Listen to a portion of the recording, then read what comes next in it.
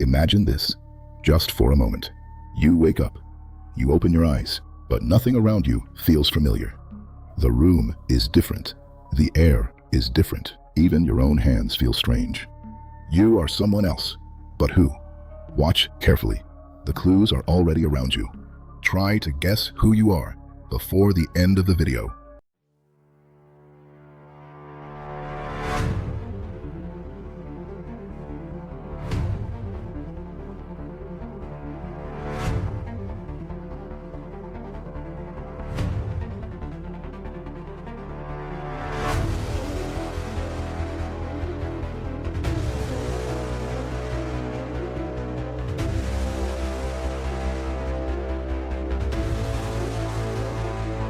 The first thing you notice is the light.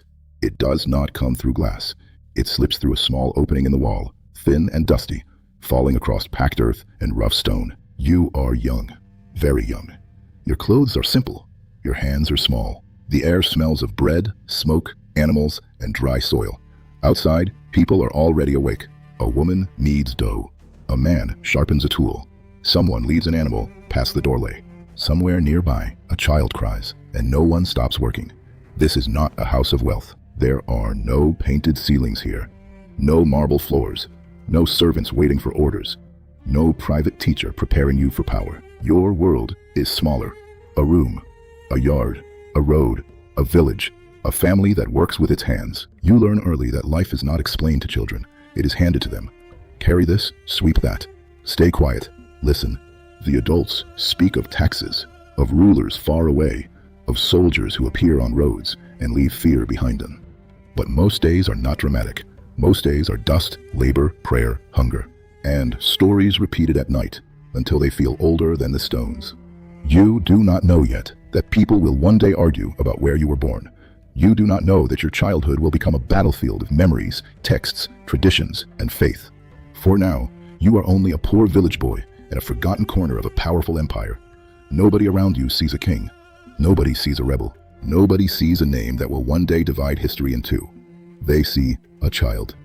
And the first clue is this: you are not born into power.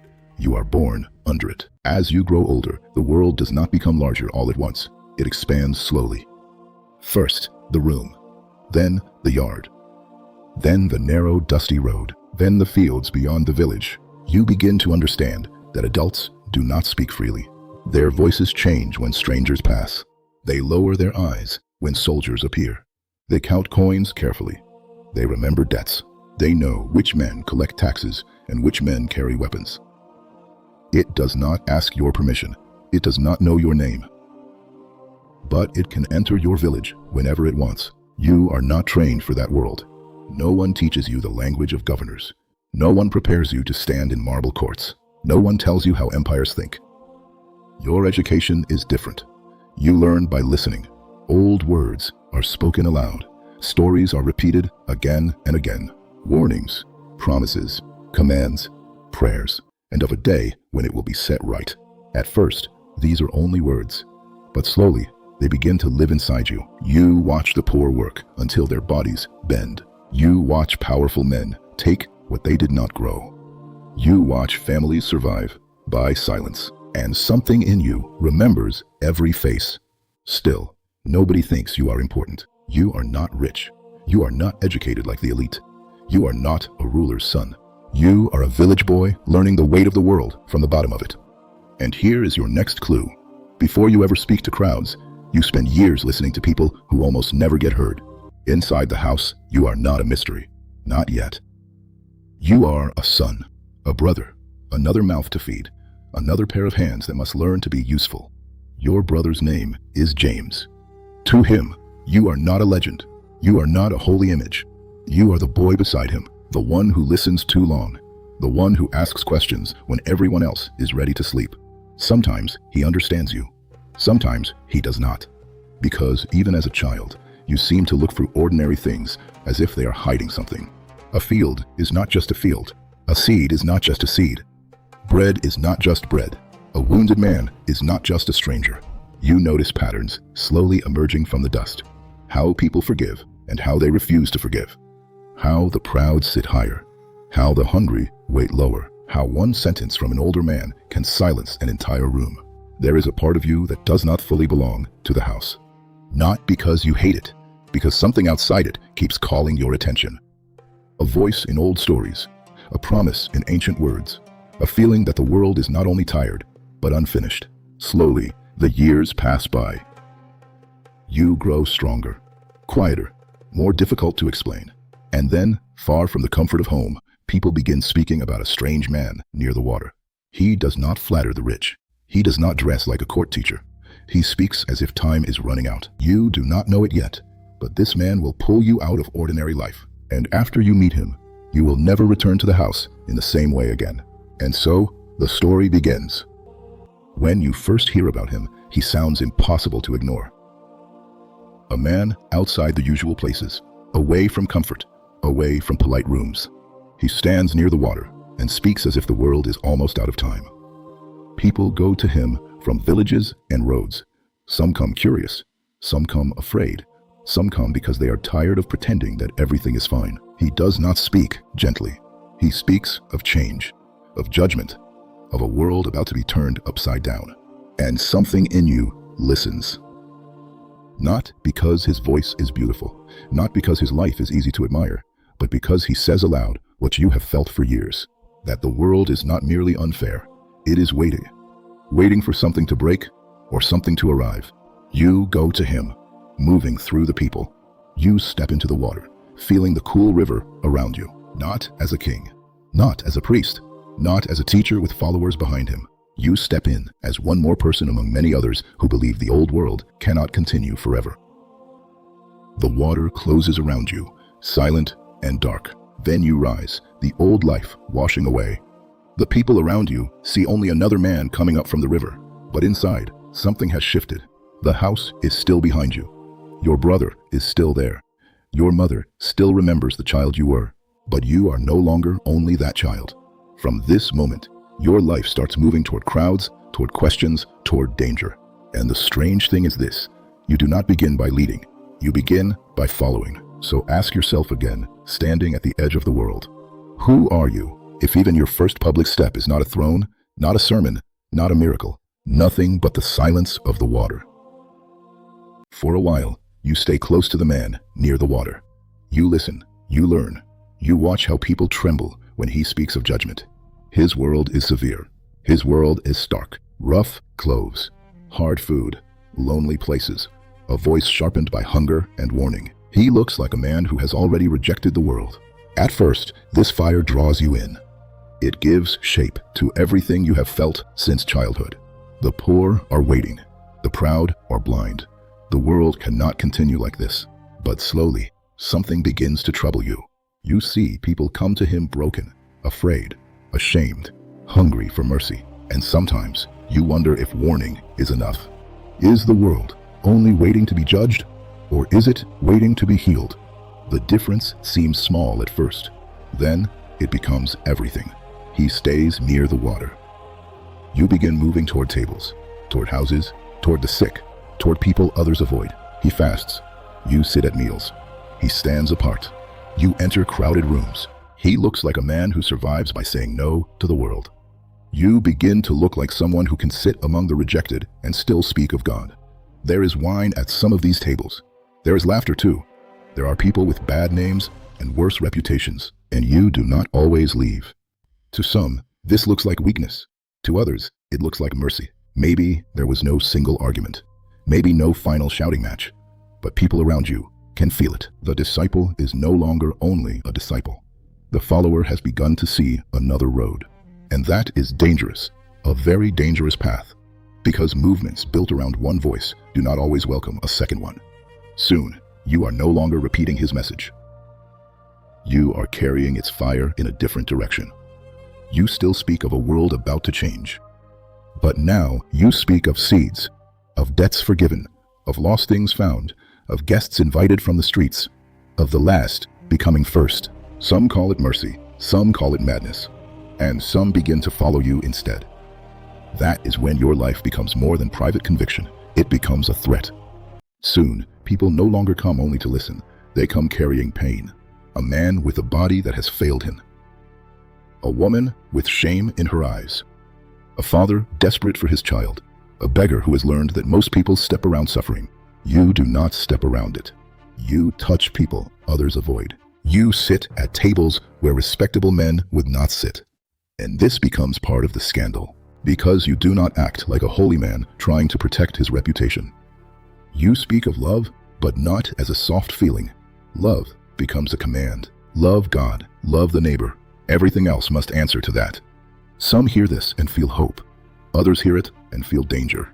Because if love stands above status, above pride, above purity, above the old games of power, then many important people suddenly look small.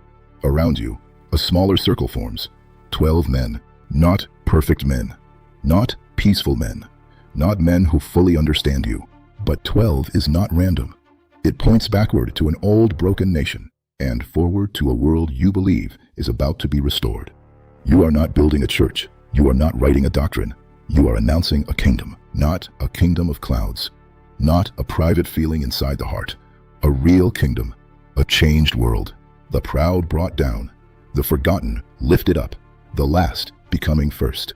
To the poor, this sounds like good news. To the powerful, it sounds like rebellion. And your family hears the rumors too. They hear about crowds, arguments, healings, dangerous words. Your brother James is still there, somewhere behind the story, watching a life he once knew become impossible to control. Maybe he worries, maybe he doubts, maybe he thinks you have gone too far. But it is already too late. The road has taken you. And every road now seems to lead toward the one place where prophets are remembered and killed. At last, the road stops widening. It narrows. All the stories, all the crowds, all the arguments, all the healings, they are pulling you toward one city. By now, people have begun to expect something from you. Not a religion, not a church. Many are waiting for a deliverer, someone who will stand against the occupation, someone who will break the power of Rome, someone who will make the old promises real again. They do not imagine a soft, private kingdom hidden only inside the heart. They imagine land, freedom, judgment, a restored people, a world turned right side up. And you speak as if that world is near. That is why hope gathers around you. And that is why danger gathers too. Because Rome understands one language very well: power. So your enemies test you. They bring you a question shaped like a trap. Should people pay tribute to Caesar? If you say yes, you disappoint the angry. If you say no, Rome has the accusation it needs. For a moment, everyone waits. The poor, the proud, the frightened, the furious. They want to know what kind of man you are. A loyal subject, a hidden rebel, a spark for revolt. But you do not give them the answer they came for. You say, give Caesar what belongs to Caesar, and give God what belongs to God. To some, it sounds wise. To others, it sounds evasive. They wanted fire, a banner, a command to rise. But you do not hand them a simple revolt. You speak of a kingdom, yet you refuse to become the kind of rebel they know how to follow. And this is where love begins to turn into confusion. Because crowds can love a man for what they hope he will become, and hate the silence when he refuses to become it. Then you enter the holy place and turn order into accusation. Tables move, voices rise, money falls. For one burning moment, you make visible what everyone has learned not to see. After that, the ending comes quickly. One last meal with the men closest to you. Night, fear, arrest. And now comes the question people will ask for centuries. Where did the crowd go? Where were the people you healed? Where were the ones who listened, wept, followed, and shouted your name on the road? The answer is not simple. A crowd is not one heart. Some are afraid.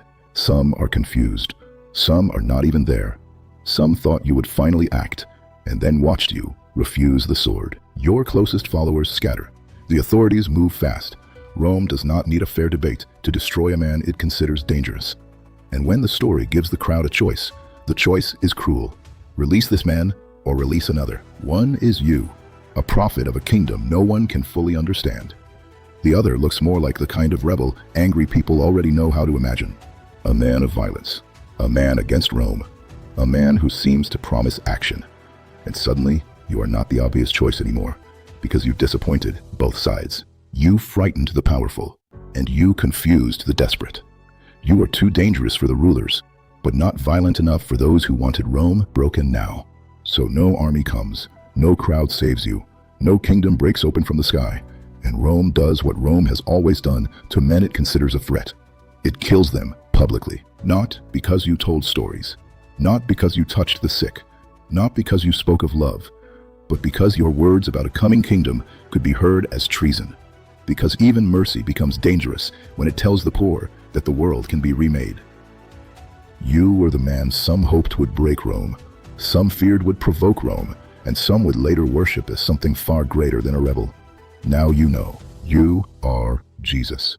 Jesus of Nazareth. And before the world turned you into doctrine, empire, icon, or argument, you were a man standing between God and Caesar, between the hopes of the oppressed and the machinery of power, between the kingdom people expected and the one you actually announced. And maybe this is the part we are not supposed to say out loud. People did not follow him because they wanted a symbol. They followed him because they believed a kingdom was coming. Not a metaphor, not a private feeling. A kingdom, a real one. A world where Israel would rise again, where Rome would no longer stand above them, where the humiliated would be lifted up and the occupier would finally be judged. If his movement had a modern slogan, it might have sounded almost painfully simple. Make Israel great again. That was the fire.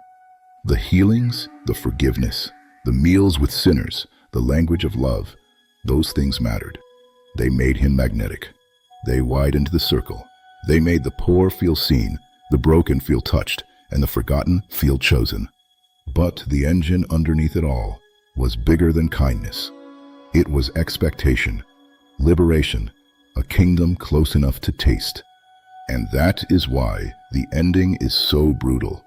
Because when the moment came, he did not become the leader many people thought they had been following. He did not call for the sword. He did not openly declare war on Caesar. When they pushed him toward the question of Rome, he stepped sideways. Give Caesar what belongs to Caesar, and give God what belongs to God. It was brilliant, it was evasive, it was unforgettable. But to people waiting for a revolution, it may have sounded like betrayal, because a crowd can love a man for the future they project onto him, and then turn on him when he refuses to become that future. So when another prisoner appears, a violent man, a man of action, a man who looks more like the kind of rebel they understand, the choice is suddenly not strange. Barabbas may have looked dangerous, but at least he looked clear. Jesus did not. He had disappointed the desperate without calming the powerful. He had frightened Rome without defeating Rome. He had raised hopes without giving the crowd a strategy. And in that terrible space between promise and failure, his enemies found exactly what they needed. Enough danger to kill him, not enough power to save him. So maybe, in his own lifetime, he was not seen as the greatest man in history. Maybe some saw him as a failed prophet. Maybe some saw him as a broken promise. Maybe some saw him as a brilliant speaker who had led them toward a kingdom, and then refused to fight for it. A liar, or at least a man whose words became larger than what he could deliver. But history does not end where a life ends. After his death, other people went to work. They remembered, they retold, they argued, they explained. They transformed defeat into meaning. A failed execution became a victory. A dead rebel became a risen lord. A dangerous man, killed by Rome, became a symbol used by Rome itself. And over centuries, the human being disappeared beneath the legend. So here's the real question. When you say you know someone from history, do you know the person or only the story that won? Subscribe, because next time you may wake up inside another legend before the world has decided what to lie about them.